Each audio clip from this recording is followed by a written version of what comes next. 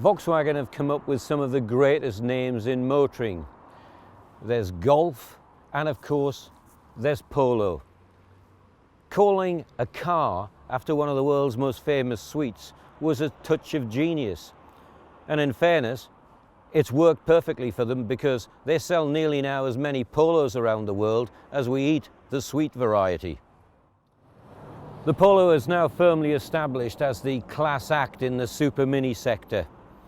It's the small car that's got all the qualities of a big car, and that's why there's always a growing demand to buy a Polo. It's the car that people aspire to in the super mini sector. What I like about Volkswagen is they don't get impressed by gimmicks and other things when it comes to the look of a car. And when you look at the front grille, which is like a scaled down version of its big brother Golf, you instantly recognize it as a VW. It's got a touch of sophistication and style, but it's all done in a very quiet way. It's like the whole car. There's nothing exceptional about it, but it just looks and feels right. It's a sensible design. It's a design that won't get out of fashion very quickly. They do timeless designs and they work. The other thing about the Polo is it's one of the bigger super minis, so when you get to the boot, instead of just a tiny space, you've got a useful amount of space here. You can get the weekly shop in there easy. You can get a sort of buggy in there as well. For a super mini standard, it's a good sized boot. It's sensible, it's typical VW. I'm driving the 1.4 litre diesel, but this is the high economy Blue Motion version. And this car will deliver a very impressive 80 miles to the gallon. It has only 88 grams when it comes to CO2 emissions. That obviously means the great news of no road tax. And as soon as you get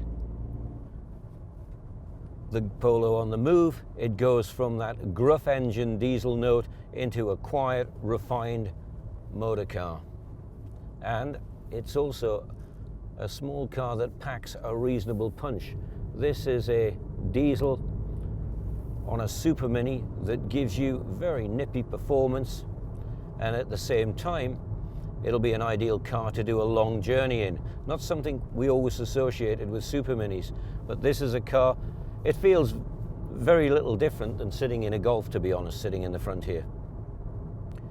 When it comes to the cabin, it is classic functional Volkswagen, and I mean that in the best possible way.